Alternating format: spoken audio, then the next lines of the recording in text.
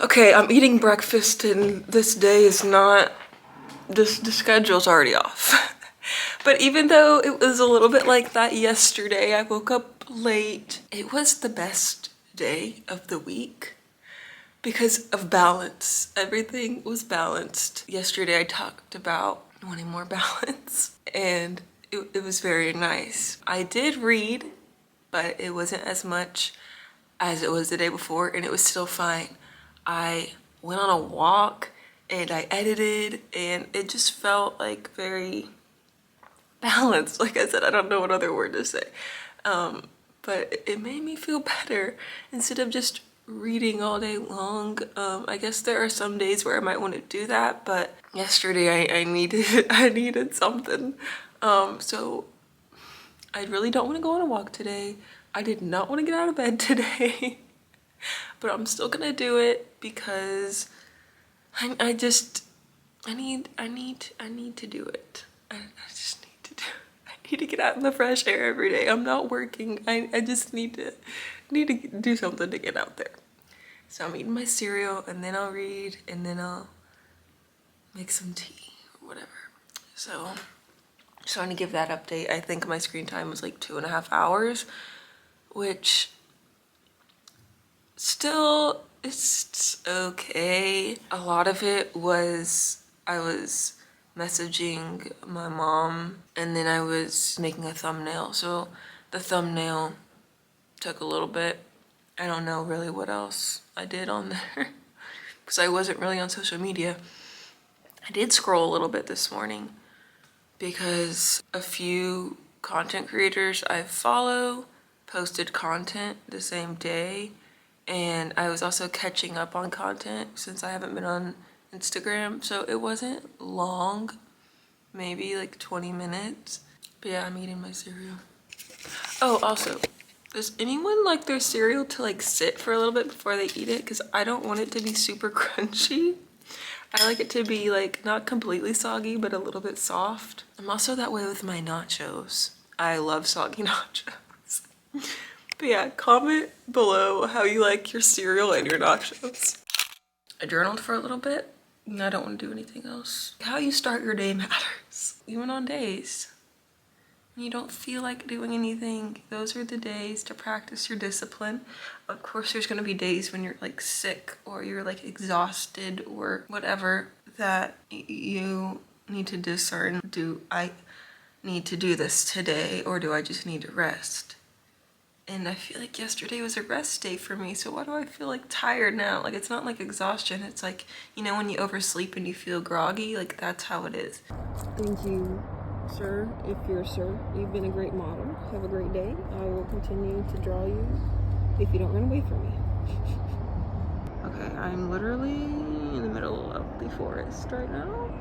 I don't know if I should continue down this way or if I should go back towards where there's an actual like nature trail. But we're gonna walk a little bit longer and see what's on the other side. Fear has no place. Fear has no place. For perfect love casts out fear. I should not fear. For the Lord is with me. What can mere humans do to me? For the flesh may die, but the spirit lives. What can mere humans do to me? I have the power and the victory of Jesus in me. Nothing can harm me, for he is with me. Holy is the Lamb. Okay, I think this is the trail that leads me back. I think this loops around, hopefully. I think this is the trail I saw, but I decided not to go on this one. But it's a big step. But I think this is what leads me back. Look how beautiful God's creation is. Like you can't even see on camera. But God is so creative, and that same spirit is living in us. So we can be creative because God is creative, and it's creative Spirit, his life-breathing Spirit is in us. The Spirit of Jesus who created all things. If that doesn't do something to your brain, if that doesn't give you joy, I don't know what. I don't know. You need to get to know Jesus, because... So, I really did not want to go on a walk today, but God has been telling me to go on walks, and I wanted to be obedient.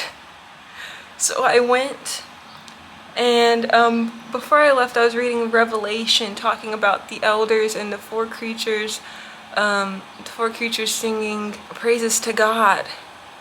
And so I thought of this song, I think it's called Holy is the Lord by Charity Gale. And I had that song in my heart, and I thought, what if I just go around singing? And I didn't want to just go walking up and down the streets of the city singing, so I went to a cemetery nearby.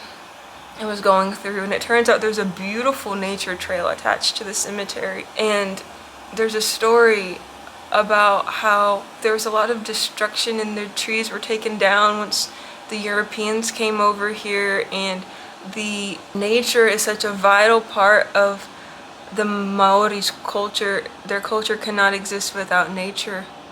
But there was a rebirth that happened, and I saw rebirth on the little informative sign on the nature trail, and I was like, that's what God has been speaking to me, that there's gonna be rebirth in my life. And I prayed that rebirth would happen in the city of Auckland in New Zealand,